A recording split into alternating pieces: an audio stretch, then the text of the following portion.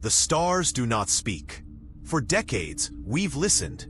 Through satellites, deep dish antennas, radio telescopes tuned to the most quiet, ancient frequencies in the universe. We've listened across the spectrum, from hydrogen line emissions to bursts of gamma radiation, hoping that somewhere in the cold hush of space, another voice would answer. But the deeper we stare into the void, the more complete the silence becomes. It wasn't always like this. In the early days of radio astronomy, scientists were optimistic. The sheer number of stars, the increasing catalog of exoplanets, and the discovery of organic molecules in comets all pointed to one tantalizing conclusion. We couldn't be alone. Mathematically, the odds of intelligent life elsewhere seemed inevitable. And yet, as year passed into decade and telescopic arrays grew larger, more sensitive, more persistent, the void only seemed to grow quieter. The silence isn't just quiet. It's sterile. SETI's archive now spans over 60 years of continuous listening. Petabytes of cosmic nothing. Not static, not interference, just absence. The kind of absence that begins to feel intentional. Distant quasars shout across billions of light years. Pulsars click with precision. Even black holes scream in gravitational waves. But not one anomaly, not a whisper, has ever signaled we're here too. Eventually, the absence begins to feel heavier than presence. Researchers at the Atacama Large Millimeter Array in Chile began cataloging silence itself, treating it like a signal of its own. They mapped all regions of the sky with total radio inactivity. The result was chilling. The silence was not random. It had a boundary, a shell, a distance, roughly 90 to 110 light years in all directions from Earth. The absence becomes total. Outside of that radius, the universe is noisy. Star formation, galactic radiation, background chaos. But within that sphere, something changes. Stars still burn, but not a single unnatural signal escapes. It is as if something has swept clean the sky within our bubble of existence. They called it the quiet shell. No natural phenomenon explains it. No local gas clouds or magnetic interference. Just a spherical dead zone. One scientist jokingly referred to it as the librarian's hush. A volume of space politely silenced for reasons unknown. But the joke didn't last long, because once mapped, it was clear that the quiet shell wasn't centered on our sun, but slightly offset, toward a region once surveyed by a now-defunct Russian satellite in the 1970s. Its final logged coordinates pointed toward a system we now know contains no habitable planets. But its data had always been corrupted, scrambled magnetically. A re-evaluation of that data in 2025 uncovered something odd. The satellite didn't fail. It stopped transmitting right after sending a short, low-priority image package. The final image was deemed unremarkable at the time, a simple star field. But when that image was recreated using modern stellar catalogs, researchers discovered a missing star, a G-type main sequence sun that should have appeared in the top right quadrant was simply absent. It hadn't gone nova. It hadn't drifted. It was just gone from the photo, and the satellite had stopped sending after that. The scientists re-examined the original film frame, enhancing it for heat bleed. That's when they found a faint blur, circular, faintly glowing, right where the star should have been, as if something had taken its place, or perhaps consumed it. A new theory emerged, fringe, ridiculed, but hard to disprove. That the Fermi Paradox isn't a question of where everyone is, but why we are still here. Why our bubble has not yet been punctured. Why the silence is so surgically precise. It was no longer a void. It was a perimeter. Some began calling it the last safe distance. The idea that we exist in a kind of quarantine, observed, tolerated, but not yet silenced. That the rest of the universe may already be quiet. Not because it's lifeless, but because something prefers it that way, and that we are late to the pattern. Late to realize that silence is not passive. Silence is not a default state. It is created, maintained, enforced. One final note is added to the Atacama log before this chapter ends. A brief message from a technician who had monitored the Quiet Shell mapping project for 4 years. In her notes, she described a recurring dream. In the dream, she is floating, not in space, but in a still lake under a starless sky. The water is smooth, too smooth, and she knows that if she speaks, even once, even a whisper, something beneath the surface will know where she is, and it will rise. There's a protocol, unwritten but widely respected, among the global search for intelligence community, a kind of sacred hopefulness. If we ever find someone else out there, someone real, we respond. No hesitation, no secrets, because to speak back is to matter, to not be alone. And yet, it never happened. Across continents and decades, massive listening stations have combed the skies. From Arecibo's collapsed dish to the Deep Space Network's lunar echoes, humanity has tried everything. Sending pulses toward exoplanets, encoding messages into prime numbers, attaching gold records to spacecraft. We've broadcast Beethoven, DNA sequences, mathematical constants. We've screamed into the dark. But the dark never screamed back. Not even once. The moment that rattled confidence came not from a message, but from a missed one. In 2006, the SETI Institute in Northern California flagged a pattern detected at the Allen Telescope Array. It was narrow-band, repeating, and had no known terrestrial source. For 12 minutes, it pulsed across a frequency known to be quiet. It was not a mistake, nor a satellite. And then, as suddenly as it began, it stopped. The team prepared a reply. They calculated distance, possible delay.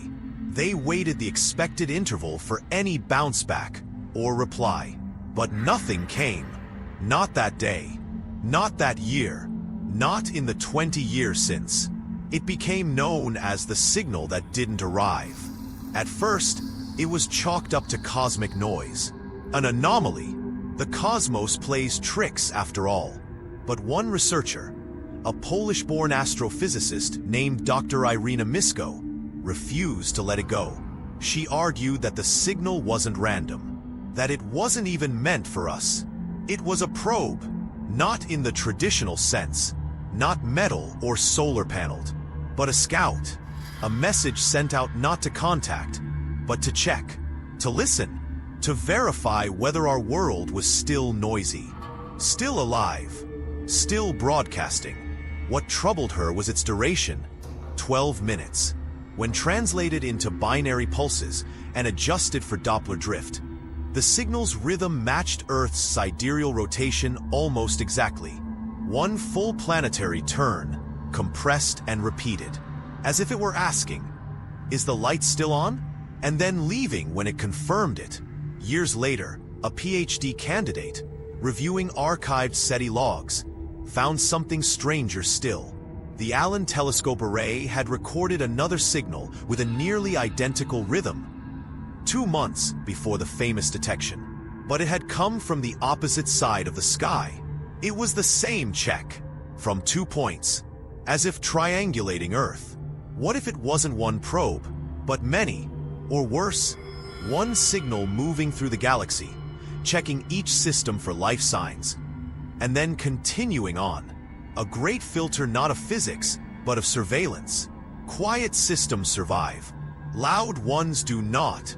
SETI's internal memo, quietly circulated in 2023, admitted what many had begun to fear. Not that no one was out there, but that someone might be, and their silence was intentional. We were not receiving replies, because replies meant interest, and interest might bring danger. A new policy began to emerge, not official, not public, but growing within scientific circles.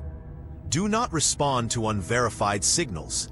Observe, Record, but do not speak. A kind of celestial do not call list, except we didn't sign up for it. We simply hoped to go unnoticed. The team at Green Bank Observatory retrofitted their signal storage with quantum encryption, not to protect the data, but to monitor whether the data changed itself. Because someone on the team had a theory that if the signal hadn't come from us and wasn't meant for us, perhaps it was never really about communication at all. Perhaps it was about response time, testing not whether Earth had intelligent life, but how long that intelligence would take to say something. And once that time was known, calculated, filed, the next step would be to observe what kind of intelligence would stay silent after that. Whether that silence came from wisdom, or fear, or extinction. By the end of the decade, an unspoken truth began to emerge. We were not listening for aliens anymore. We were listening for ourselves, to know if we would ever again speak into the sky, or if, by some instinct we couldn't fully explain, humanity had already begun to whisper less and wonder more about who, or what, had already heard. In the Andes, there is a temple older than belief. Its stones are not carved with deities or kings, but with stars, star maps, etched into obsidian and sandstone, some still aligning with constellations long since shifted. No language accompanies the patterns, no name for the builders, only the sky, and a strange, repeating motif, an unblinking eye. It appears elsewhere too, in Siberian petroglyphs, in the corners of ancient Chinese silk maps, in Sumerian tablets buried beneath ziggurats.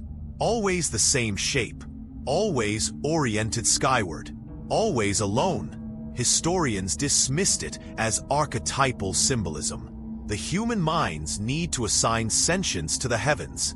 But then came the comparative overlays, when satellite imagery was projected alongside ancient sky maps.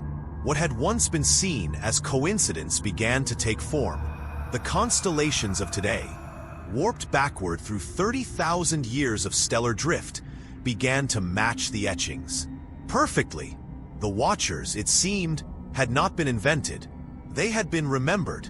In 2034, the European Space Agency launched a probe designed for deep cold stasis imaging, capable of detecting cosmic microwave fluctuations left behind by galactic events millions of years old. One of its test images, filtered through artificial intelligence to remove data noise, revealed an anomaly, a vast structured gap in background radiation, unnaturally clean, like a void that wasn't expanding with the rest of the universe. It became known informally as the memory scar. One physicist offered a theory that space itself could retain the imprint of something once present, like gravity's bruise. If true, this scar had shape, scale, intention. It had once moved, and it had watched. Theoretical cosmologists proposed models where intelligent systems could span across eons, not by existing constantly, but by encoding themselves in quantum vacuums. Passive existence, dormant awareness, a kind of timeless sentience that waits not by the second, but by the rise and fall of civilizations. It wouldn't matter if species burned out, if stars collapsed. The watcher would remain, not just seeing, but remembering. And if it remembers, it may also expect. A strange pattern emerged across human observatories, some classified, some forgotten. Instruments positioned to measure neutrino drift would occasionally spike, not during cosmic events, but during moments of collective human focus. Mass meditations, global broadcasts, planet-wide silence during eclipses, as if something knew when we were all looking up. A secret meeting at Lagrange Point 2, aboard a scientific satellite hidden behind routine servicing records, hosted 7 delegates from major space agencies. Their conclusion wasn't apocalyptic, but it was chilling. They believed that contact had already happened, not in a burst of sound or light, but in patterns, in the absence of randomness, in the eerie regularities of noise. That whoever, or whatever, was watching had sent no message, because memory was the message. Their presence encoded not in language, but in silence broken only when we aligned with it. One researcher whispered the fear that haunted them most. What if they don't reach out because they're not waiting for us to mature, but to forget? To become again like those ancient builders who once saw and then buried what they saw, who left behind eye symbols not as warnings, but as resignations. Across modern SETI facilities, new protocols are introduced. Data reviewed for memory loops, for impossible echoes, for signs not of new signals, but of old ones returning. Signals that, impossibly, arrive before they are sent. A final discovery, tucked deep within the cosmological background data of the JWST's oldest files, points toward a faint wave, almost indistinguishable from cosmic radiation. But it's rhythmic, repeating every 21,000 years. And the next cycle is due in less than 50. The watcher doesn't move. It remembers. And the question that now lingers isn't, are we being watched? But, have we ever truly stopped being seen? And if we haven't, what memory of us is it holding? In a subterranean vault beneath the Antarctic ice sheet, researchers maintain one of the quietest observatories on Earth. An array of sensors embedded in ancient ice, listening for neutrinos that pass silently through matter. Most are born in supernovae or black hole collisions. But in early spring, the sensors picked up something else. Not a burst, a whisper, a neutrino pattern so slow, so low energy, it could only come from an environment beyond even intergalactic voids. A place not just distant, but old. The data was dismissed. Too weak, possibly terrestrial interference. But one physicist, long obsessed with the Fermi Paradox, ran a private simulation on an offline server. The signal, she found, matched no known decay path, but its structure was unmistakable. Prime intervals, not natural, not random. She cross-referenced the signal's timing with past data. It had appeared before, twice in the last 40 years, always during global crises. Always when humanity seemed to be listening inward rather than outward. The signal wasn't loud. It wasn't urgent, but it was timed, like a knock that waits for silence before it dares speak. The discovery triggered a wave of review across space agencies. Infrared archives, declassified sky scans, deep-mine telemetry logs from early Mars missions, and the same pattern emerged. Small disturbances, always at the edges of our attention, always just enough to be missed. Not enough to warn, but enough to be felt. At the Vatican's Astronomical Observatory, a Jesuit researcher submitted a heretical report, suggesting that certain ancient prophecies, when read through mathematical cipher, aligned with cosmic events no one of that era could have observed. Cometary alignments, gamma bursts, even void shifts. He was dismissed quietly, but his manuscript began circulating in secret, marked with a single phrase in Latin. Tenebrae responded prima. The darkness answers first. Across global defense systems, satellites meant to track ballistic movement had recorded non-orbital blips. Objects that entered Earth's magnetosphere, hovered silently for hours, then vanished. No burn-up, no debris trail, just gone. Early AI systems dismissed the data. Newer ones tried to compensate. But one program didn't just acknowledge the blips, it expected them. It had started to predict locations before the events occurred, as if the system wasn't tracking movement, but memory. And then, the final anomaly. A synchronized pause across dozens of optical telescopes, some automated, some privately owned. They all stopped recording for exactly 4.7 seconds. No crash, no malfunction, just a pause. When the data was stitched together, an image emerged. Faint, fragmented, but undeniable. A shadow, not of an object, but of an absence. Like a shape outlined not by what it was, but by what it refused to reflect. A perfect silhouette, curved like a dome, with no albedo, no mass signature, no motion vector. Just stillness. Scientists argued for weeks. Was it data bleed? A lensing effect? A gravitational echo? But one astrophysicist had a different hypothesis. He said, "We've been looking for evidence of aliens trying to reach us. What if the evidence isn't communication, but insulation? What if the silence is artificial?" In his theory, advanced civilizations don't broadcast. They disappear. Not by accident, not by destruction, but by choice. They bury their signals, darken their stars, collapse their footprints, because in the cold calculus of cosmic survival, visibility is the greatest risk. And we've been shouting into the dark for decades. He called it the shrinking map, a model that proposed not that we are alone, but that the visible universe is a trap, that those who remain visible are not the wisest, but the next to be removed. The final moment of the story comes not with catastrophe, but with decision. Humanity faces a silent referendum. Continue our transmission? Light our cities? Launch our probes? Or dim the lights? Fall silent? Join the invisible? But even as the debate begins, somewhere beyond the Oort cloud, a low hum builds. Not a response to our latest message, but a memory, a retrieval, because maybe we never had a choice. Maybe the darkness doesn't wait for us to reach it.